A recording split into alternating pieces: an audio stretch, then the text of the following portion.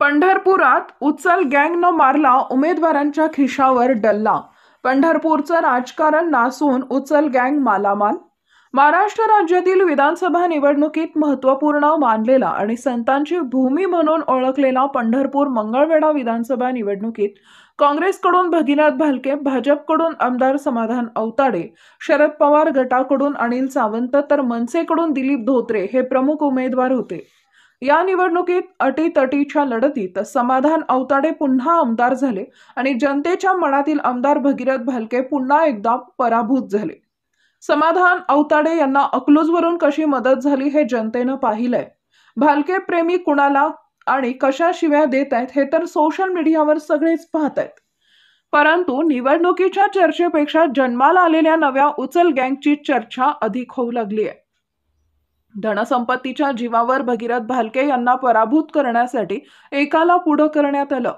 तुतारीतून पिपाणीचाही आवाज निघणार नव्हता याची जाणीव सगळ्यांना झाली होती. पण काही करून भालके यांचा पराभव करून पाहुण्यांच्या हातून साप मारायचा प्रयत्न झाला. पैसा पेरून निष्ठा उगवत नसते, शिवाय कुणीही घाम गाळलेला पैसा हवेत उधळत नसते.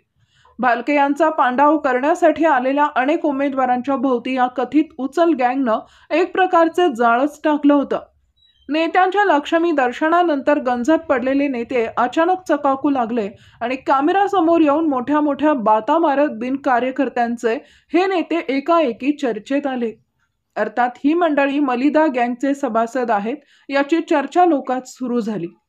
कालपर्यंत याच मंडळींनी परिचारक व भगीरथ भालके यांच्या वळचणीला आश्रय घेतलेला आणि स्वतःला नेते म्हणून घेणारेही या मलिदा गँगमध्ये दिसू लागले. लोक मात्र त्यांना पाहून हसत होते. मतदान झाल्यानंतर मात्र लोकात मोठी चर्चा झाली आणि हीच उचल गँग पूर्णपणे उघडी पडली. मात्र या प्रकरणानं पंढरपूर मंगळवेढ्यातील राजकारण वातावरण नासलेलं दिसलं. या गँगनं आधीच आपल्या खिशात मलिदा भरून होताच जनतेसाठी दिला गेलेला मलिदा सुद्धा यांनी घशात घातला. यामुळे लोकांनी वारेमाप शिव्या घातल्या. तालुक्यातील अनेक परिसरात तर मोठी चर्चा होती की मलिदा लोकांच्या हातात मिळालाच नाही. पंढरपूर मंगळवेढा सुद्धा लोकसंबंधी चोराचं नाव घेत लोक शिव्या शाप देत आहेत. मतदान संपेपर्यंत मलिदा देतो म्हणत लोकांना नादी लावलं, पण प्रत्यक्षात कुणालाही मलिदा दिला नाही. सगळा मलिदा आपल्या घरात ठेवून हे पसार झाले. कुणी वंदा कुणी निंदा, मलिदा दिसला की कर जिंदाबाद, हाच आमचा धंदा याची प्रचिती येऊन गेली.